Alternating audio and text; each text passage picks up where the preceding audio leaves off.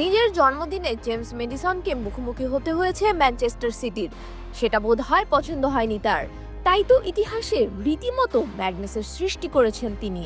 ধুঁকতে থাকা প্রতিপক্ষকে দুমড়ে মুচড়ে দিয়েছেন, যা আশা করেনি ম্যান সিটির সমর্থকরা, যা আশা করেনি স্বয়ং টটেনহ্যামের সমর্থকরা, সেটাই করেছেন।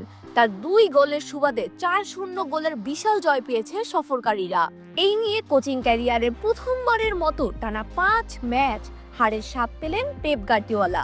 টটেনহামের বিপক্ষেই শুরু হয়েছিল পরাজয়ের ধারা। ঘুরে ফিরে সেই দলটার কাছেই আবার হারতে হলো তাকে। মাঝে বোর্নমাউথ, স্পোর্টিং সিটি আর ব্রাইটনের মতো দলের কাছে হেরেছিল তার শিষ্যরা। লেবুর সুঘ্রাণ আরো বেশি, ত্বকের যত্ন আরো বেশি, চলে আরো বেশি। আপনার পকেটে কি বিদেশি না বাংলাদেশি? এদিন মেডিসন নামক ঝড়ের শুরুটা হয়েছিল 13 মিনিটের মাথায়। রাইট উইং ধরে আক্রমণে উঠে এসে ডি বক্সে ক্রস করেছিলেন ডেজান কুলুসেভস্কি। একেবারে নিখুঁত টাইমিংয়ে তখনই বলের কাছে হাজির হলো মেডিসন। অতঃপর ঠান্ডা মাথার ফিনিশিংয়ে দলকে এনে দেয় আরাধ্য লিড। পিছিয়ে পড়ার চাপ সামলে ওঠার আগেই ম্যান সিটি আবারও পড়ে এই ইংলিশম্যানের তোপের মুখে।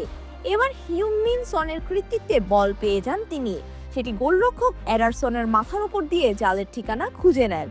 মোমেন্টাম কাজে লাগিয়ে ম্যাচের বাকি অংশে একক আধিপত্য দেখিয়েছে টটেনহাম। প্রথমার্ধে আর কোনো গোল না পেলেও বিরতি থেকে ফিরেই লিড 3 গুণ করেন পেদ্রো পোরো। ডমিনিক সোলাঙ্কের কাটব্যাক আর তার দুর্দান্ত ফিনিশিং এর সুবাদে আরও একবার উদযাপনের উপলক্ষ পায় স্পার্স ভক্তরা। ম্যাচের অন্তিম মুহূর্তে ম্যান সিটির কফিনে শেষ প্যারেটটা ঢুকে দেন ব্রেন্ডন জনসন। কাইল ওয়াকার, স্টোনসদের চেয়ে দেখাটা ছাড়া আর কিছুই করার ছিল না। এক কথায় অসহায় আত্মসমর্পণ করেছেন তারা। রদ্রি নেই, রুবেন দিয়াস নেই, তবু ম্যানচেস্টার সিটির ইউরোপের অন্যতম দলগুলোর একটি, অথচ ফলাফল বলছে ভিন্ন কথা।